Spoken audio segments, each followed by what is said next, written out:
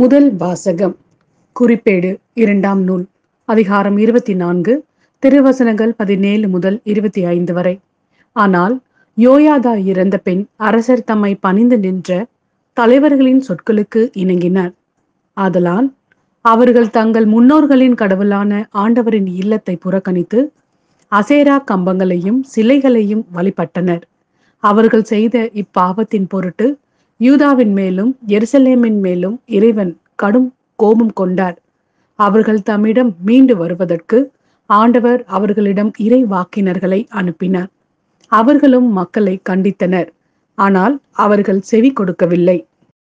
அப்போது கடவுளின் ஆவி குரு யோயாதாவின் மகன் செக்கரியாவின் மேல் இறங்கியது.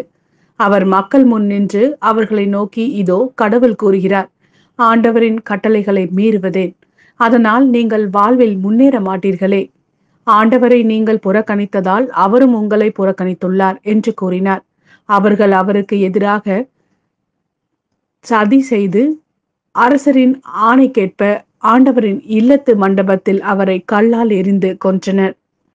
அவர் தந்தை யோயாதா காட்டிய பேரன்பை மறந்து அரசர் யோவாசு செக்கரியாவை கொல்ல செய்தார். அவர் இறக்கும்போது ஆண்டவர் இதை கண்டு பழி வாங்குவாராக என்றார். அடுத்த ஆண்டு சிரியா படையினர் அவருக்கு எதிராக வந்து யூதாவிலும் எருசலேமிலும் புகுந்து மக்களின் எல்லா தலைவர்களையும் கொன்றளித்தனர். கொள்ளை பொருள்கள் அனைத்தையும் தமஸ்கு மன்னனிடம் அனுப்பி வைத்தனர்.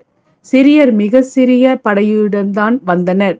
இருப்பினும் தங்கள் முன்னோரின் கடவுளான ஆண்டவரை இஸ்ரேல் புறக்கணித்ததால் ஆண்டவர் அவர்களது பெரும் படையை சிரியரின் கையில் ஒப்புவித்தார். அவர்கள் யோவாசை தண்டித்தனர். கடும் காயமுற்ற நிலையில் யோவாசை சிரியர் விட்டு சென்றனர். அவருடைய அலுவலர்களோ அவருக்கு எதிராக சதி செய்து குரு யோயாதாவின் மகனின் இரத்த பலியின் பொருட்டு அவரது படுக்கையிலேயே அவரை கொன்றனர். தாவீது நகரத்தில் அவர் சடலத்தை அடக்கம் செய்தனர். ஆனால் அரசர்களின் கல்லறையில் அவரை அடக்கம் செய்யவில்லை. இது ஆண்டவரின் அருள்வாக்கு. இறைவா, உமக்கு நன்றி. மத்தேயு எழுதிய நற்செய்தி, அதிகாரம் 6, திருவசனங்கள் 24 முதல் 34 வரை. எவரும் இரு தலைவர்களுக்கு பணிவிடை செய்ய முடியாது. ஏனெனில் ஒருவரை வெறுத்து மற்றவரிடம் அவர் அன்பு கொள்வார், அல்லது ஒருவரை சார்ந்து கொண்டு மற்றவரை புறக்கணிப்பார். நீங்கள் கடவுளுக்கும் செல்வத்திற்கும் பணிவிடை செய்ய முடியாது. ஆகவே நான் உங்களுக்கு சொல்கிறேன், உயிர் வாழ எதை உண்பது, எதை குடிப்பது என்றோ, உடலுக்கு எதை உடுத்துவது என்றோ நீங்கள் கவலை கொள்ளாதீர்கள்.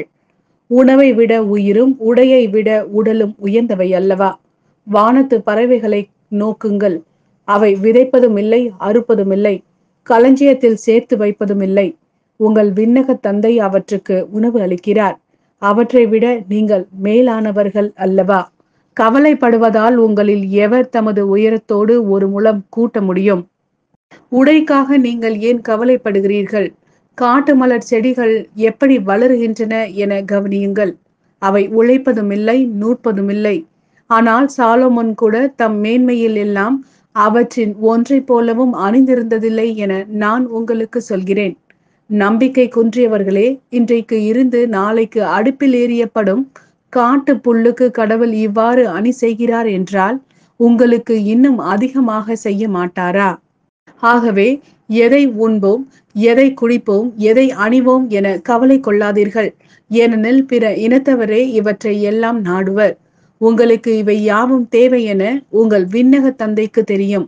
ஆகவே அனைத்திற்கும் மேலாக அவரது ஆட்சியையும் அவருக்கு ஏற்புடையவற்றையும் நாடுங்கள். அப்பொழுது இவை அனைத்தும் உங்களுக்கு சேர்த்து கொடுக்கப்படும். ஆகையால் நாளைக்காக கவலைப்படாதீர்கள். ஏனெனில் நாளைய கவலையை போக்க நாளை வழி பிறக்கும். அந்தந்த நாளுக்கு அன்றன்றுள்ள தொல்லையே போதும்.